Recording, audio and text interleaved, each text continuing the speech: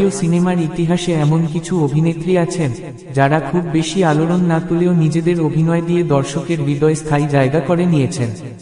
রাখি গুলজার তেমনই এক মিষ্টি অভিনেত্রী।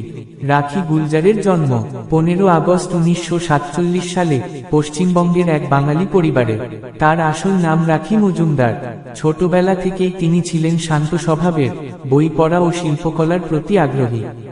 খুব অল্প বয়সেই তিনি বিয়ে করেন, কিন্তু সেই দাম্পত্য জীবন সফল হয়নি।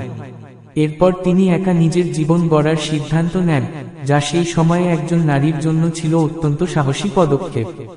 রাখি প্রথম অভিনয়ে আসেন বাংলা সিনেমা দিয়ে। 1967 সালে তার প্রথম উল্লেখযোগ্য বাংলা ছবি ছিল বধূ বরণ।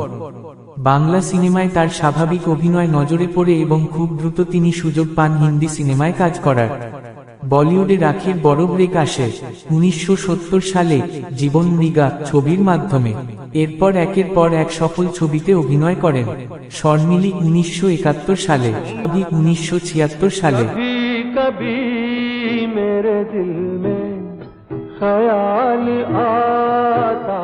মুকদ্দর কা সিকান্দার,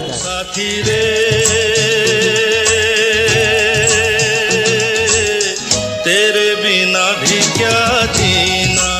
त्रिशूल सिनेमा। मुझे आर के गुप्ता से मिलना है। आपका नाम? विजय, विजय कुमार। देखिए मिस्टर आर के गुप्ता से मिलने के लिए पहले से वक्त लेना पड़ता है। मुझे उनसे अभी मिलना है।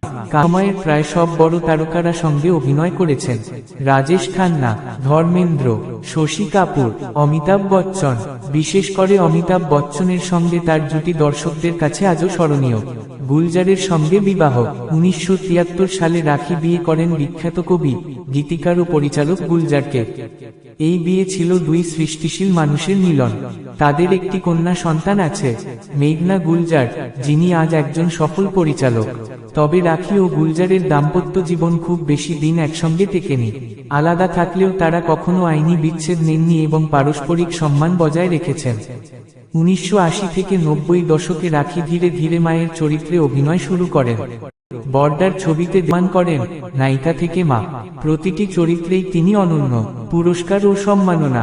রাখি গুলজার পেয়েছেন বহু সম্মান: ফিল্মফেয়ার পুরস্কার, জাতীয় চলচ্চিত্র পুরস্কার, পদ্মশ্রী। 2003 সালে ভারতের চতুর্থ সর্বোচ্চ বেসামরিক সম্মান।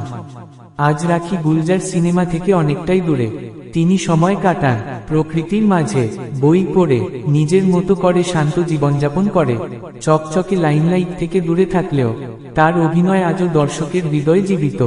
রাখি গুলজার শুধু একজন অভিনেত্রী নন, তিনি সংযম, শক্তি ও আত্মসম্মানের প্রতীক।